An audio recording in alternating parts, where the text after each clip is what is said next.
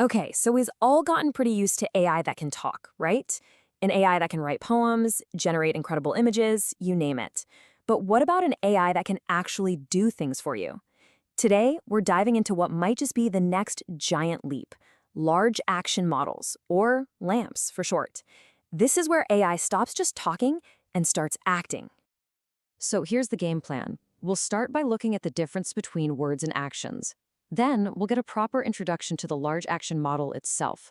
We're going to peek under the hood to see how they're built, put them to the test, and finally, talk about what this new future of AI action really looks like. All right, let's start on familiar ground. We all know about large language models, LLMs. They are absolutely amazing at understanding and generating human language. But, and this is a really big but, there's a huge difference between understanding a task and actually being able to do it. You know that old saying, right? It perfectly nails the problem here. An LLM can give you a perfect step-by-step plan for how to do something, but it can't lift a digital finger to do it for you. And that specific gap is exactly what large action models are designed to bridge. And this illustrates the difference perfectly. On the left, you've got the LLM, the planner. You ask it to buy a jacket, and it gives you a flawless written plan. Awesome. But look at the LLM on the right. That's the doer. It takes your intention and turns it into real clicks, navigating the website, adding the item to the cart, and actually buying it. It doesn't just plan the mission, it executes it. So let's formally meet the technology that's making this all possible. We are really talking about a fundamental shift from a passive AI that just responds to you to an active AI that actually goes out and accomplishes tasks in the digital world. So a large action model, a LAM, is an AI that's been specifically built to figure out what you want and then translate that desire into a sequence of steps it can actually perform. You can think of it like giving that super smart AI brain a pair of hands and feet, letting it interact with software, websites, and maybe one day even robots. What makes a LAM tick? It really boils down to four main things. They have to be great at interpreting what you mean, even if you're a bit vague. Then they generate the right actions, the clicks, the API calls, the whole shebang. Crucially, if something goes wrong, they have to adapt their plan on the fly. And because they're often specialized, they can become incredibly efficient at what they do.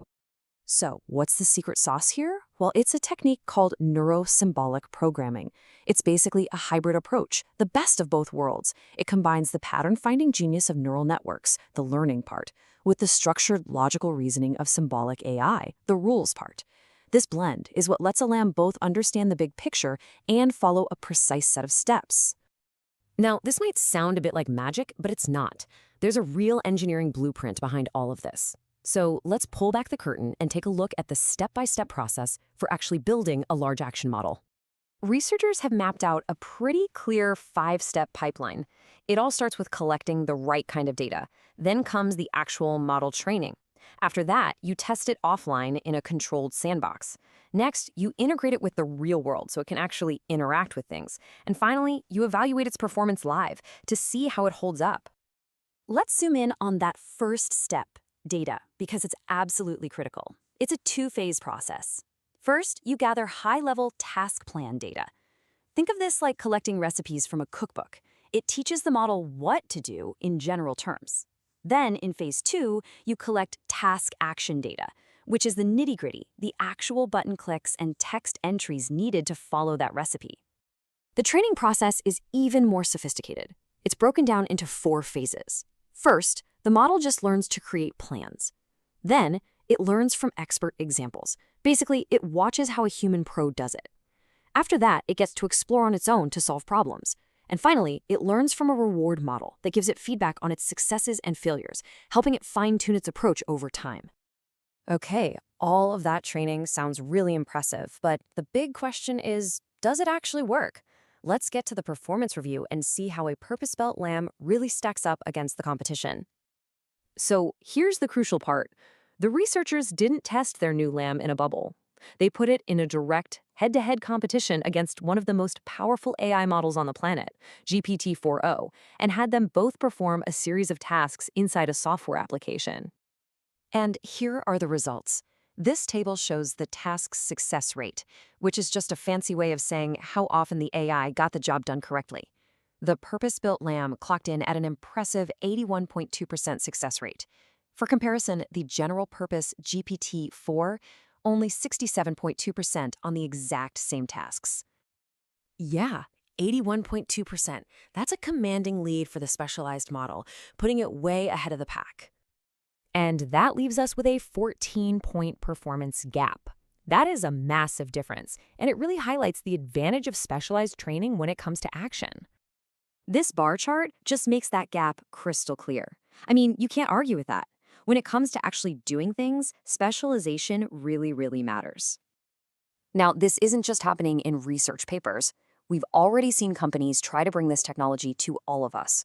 The Rabbit R1, for example, was one of the first big attempts to build a physical device around a lamb.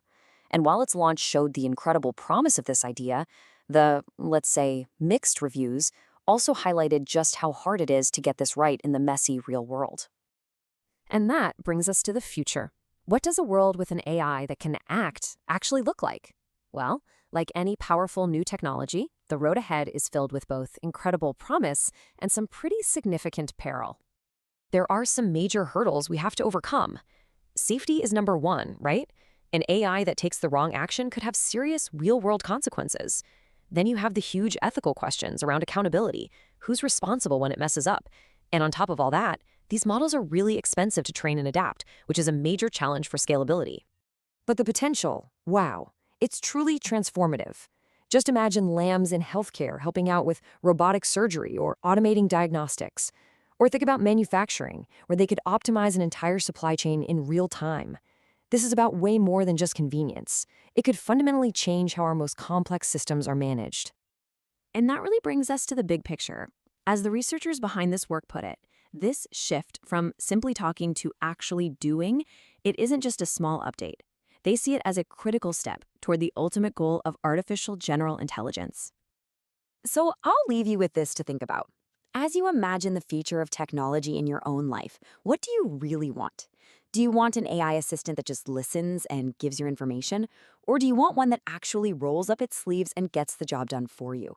The age of action is just beginning.